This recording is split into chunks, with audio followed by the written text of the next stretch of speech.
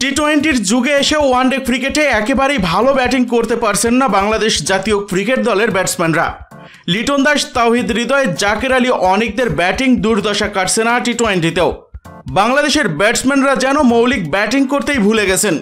প্রতিপক্ষের বোলারদের সুযোগ দিয়ে নিজেদের উপর চাপ বাড়িয়ে বেশিরভাগ ব্যাটসম্যানই ফিরছেন হতাশ হয়ে। সবশেষ কয়েক মাস ধরেই ব্যাটিং ছন্দ নেই জাতীয় দলের ব্যাটসম্যানদের। টপ, মিডল কিংবা লোয়ার অর্ডার সব জায়গায় ধুঁকছেন সবাই। 2026 টি-20 বিশ্বকাপের আগে বাংলাদেশের এমন ছন্দহীন ব্যাটিং ভাবাচ্ছে বাংলাদেশ ক্রিকেট বোর্ড বিসিবিকেও। এমন অবস্থায় জাতীয় দলের জন্য বিশেষজ্ঞ ব্যাটিং কোচের প্রয়োজনীয়তা অনুভব করছে দেশের ক্রিকেট বোর্ড। লম্বা সময় ধরেই বিশেষজ্ঞ ব্যাটিং কোচ ছাড়া খেলছে বাংলাদেশ জাতীয় ক্রিকেট দল, অথচ একটা সময় নিয়মিতই বিশেষজ্ঞ ব্যাটিং কোচ রেখেছে বাংলাদেশ ক্রিকেট বোর্ড বিসিবি। শ্রীলঙ্কার থিলান সামারাবীরার পর বাংলাদেশে এসে কাজ করে গেছেন নেইল ম্যাকেঞ্জি, অ্যাশওয়েল প্রিন্সের মতো কোচরা। তাদের বিদায়ের পর খণ্ডকালীনভাবে দায়িত্ব সামলেছেন ডেভিড হেম এবং নিক পোথাস। তবে তাদের দুজনের কেউই প্রত্যাশা মেটাতে পারেননি। তাদের বিদায়ের পর ব্যাটিং কোচ হিসেবে কাউকে আর নিয়োগ দেয়নি বাংলাদেশ ক্রিকেট বোর্ড বিসিবি। এমন অবস্থায় লিটন শান্তদের ব্যাটিংয়ের দেখভাল করছেন মোহাম্মদ সালাউদ্দিন। দেশের অন্যতম এই সেরা কোচের অধীনে ক্রমশই ছন্দ হারিয়েছেন বাংলাদেশের ব্যাটসম্যানরা।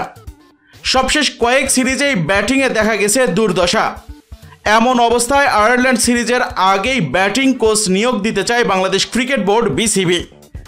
এজন্য দেশের এবং দেশের বাইরের কয়েকজনের সঙ্গে আলোচনা চালিয়ে যাচ্ছেন তারা। এমনকি জাতীয় দলের কোচ হতে বোর্ড থেকে প্রস্তাব পেয়েছেন মোহাম্মদ আশরাফুলও। বিষয়টি নিশ্চিত করেছেন তিনি নিজেই। বাংলাদেশের সাবেক অধিনায়কের কোচ হওয়ার বিষয়টি আপাতত আলোচনার পর্যায়ে। যদি দায়িত্ব নেনও তবুও কোন ভূমিকায় কাজ করবেন সেটা এখনও নিশ্চিত নয়।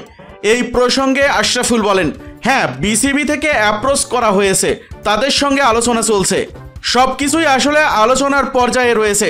আমি বাংলাদেশ জাতীয় ক্রিকেট দলের কোচ হিসেবে কাজ করার জন্য ইতিবাচক মাইন্ডসেটে আছি। যদি দায়িত্ব পাই তাহলে তো আলহামদুলিল্লাহ।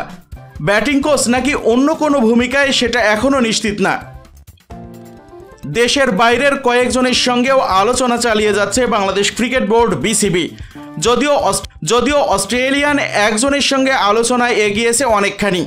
অস্ট্রেলিয়া জাতীয় দলের হয়ে লম্বা সময় খেলা সাবেক ওই ক্রিকেটারকে ব্যাটিং কোচ হিসাবে পেতে বিসিবিও ইতিবাচক, যদিও এখনও পুরোপুরি অনিশ্চিত নয়।